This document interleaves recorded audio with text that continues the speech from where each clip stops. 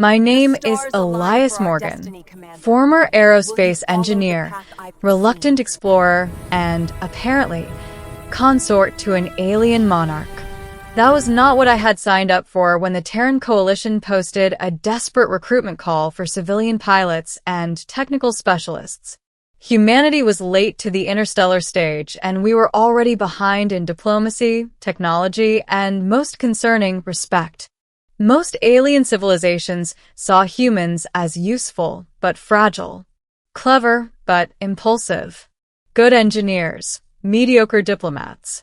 We were invited to galactic negotiations, mostly as a courtesy. When the Virex Dominion extended a formal request for a human representative observer, Earth jumped at the opportunity. No one wanted to offend a species whose starships were rumored to bend gravity like paper. I was chosen because I was expendable. Not officially, of course. The coalition phrased it as adaptive problem-solving under pressure. Unofficially, I was a nobody. No political importance, no family with influence, and a military background just impressive enough to justify sending me somewhere extremely dangerous. The Virex homeworld, Aurelian, was a planet of storms and light. Its skies shimmered with constant auroras, powered by electromagnetic currents that would have torn human cities apart.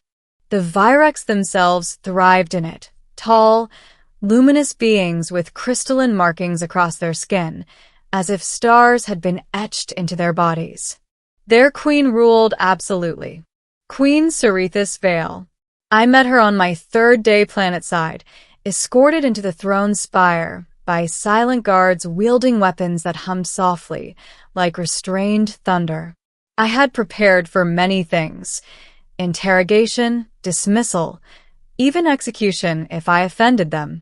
I had not prepared for curiosity.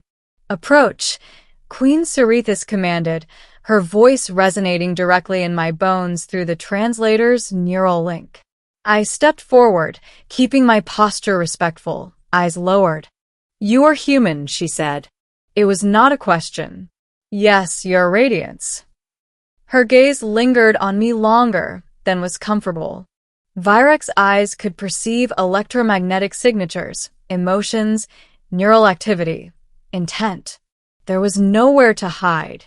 "You are singular," she said slowly. That was when the murmuring started. I would later learn that singular was a dangerous word in Virex culture. Middle, the trial of worth. The Virex believed rulership was not inherited by blood alone. Their queen was chosen by ancient law, reinforced by ritual and trial. Strength mattered. Wisdom mattered. But above all, stability mattered. Their species had nearly destroyed itself centuries ago in a civil war fueled by emotional resonance feedback, too many powerful minds amplifying one another into chaos. Since then, Virex queens were bound by law to take a stabilizing consort, someone biologically and psychologically different enough to ground them, someone incompatible. Historically, that consort was another Virex from a distant genetic lineage. Until me. The elder summoned me the following cycle. "You will undergo the trial of worth," one of them said, voice crackling like static. "Refusal is unacceptable." "What happens if I fail?" I asked. They shared a look. "You will die." That seemed honest, at least. The trial was not a battle. It was worse. They placed me inside a resonance chamber, a sphere of living energy that amplified thought, fear, memory. Virex candidates trained their entire lives for this. Humans had no natural defenses. The chamber activated. Suddenly, I was back on Earth. I relived every failure I had ever known. The test flight where my mistake had crippled a prototype shuttle. The evacuation I hadn't reached in time. The brother I had buried. The chamber fed on despair, pushing, pressing, demanding I break. I screamed. But I did not beg. Something stubborn in me refused to give the chamber what it wanted. I focused on function. Breathe. Analyze. Indoor. When the chamber finally opened, I collapsed onto the floor, shaking, blood leaking from my nose. Queen Cerethis stood above me. Her expression, if I could call it that, was unreadable. "He remains intact," an elder whispered. "Impossible." She knelt beside me, glowing hand hovering just above my chest. "You endured resonance without harmonizing," she said softly. "You resisted becoming us." I laughed weakly. I've been resisting people my whole life. That was the moment everything changed. The declaration. The coronation hall was filled with light. Virex nobles floated above the crystalline platforms, their markings pulsing in ceremonial patterns. I stood alone at the center. Queen Cerethis descended from the spire, her presence silencing the chamber. "By ancient law," she proclaimed, "the queen must name her stabilizing consort before the dominion." She turned toward me. My translator hesitated, then recalibrated. "I name Elias Morgan," she said, "my husband." The word struck like lightning. Gasps echoed through the hall. I felt every eye, every mind, snap toward me. I stared at her, stunned. "Your radiance? I think there's been a misunderstanding." "There is not," she replied calmly. "You are biologically resilient, emotionally resistant, psychologically grounding. You are necessary." I didn't agree to this. "You were not asked." That should have terrified me. Instead, something in her voice, something almost fragile, made me hesitate. Later, in private, I confronted her. "You just rewrote my entire life without permission," I said. She studied me, golden eyes dimmer than before. "I saved your species," she said simply. I scoffed. "By forcing me into marriage? If the Dominion destabilizes," she replied, "we will fracture. If we fracture, we will expand aggressively. Your people would not survive first contact." I went quiet. She continued, softer now. "You anchor me. When you are near, the resonance calms. I can rule safely." I exhaled slowly. "Then why me?" I asked. Her glow flickered. "Because you are not afraid of me," she said. "You are afraid for yourself.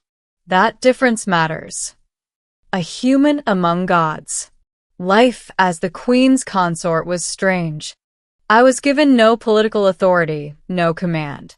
Instead, I was given access.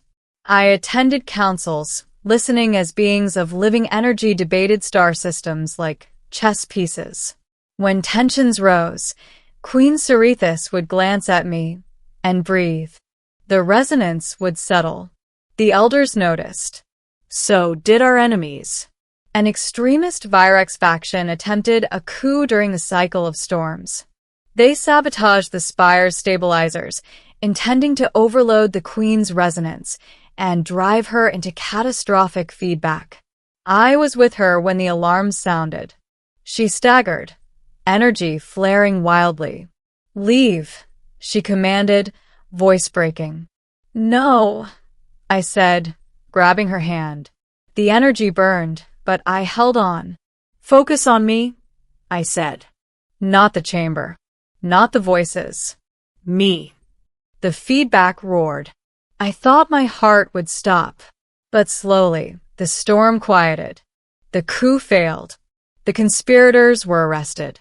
Afterward, she collapsed into my arms. "You should not have survived," she whispered. "Human specialty," I replied weakly.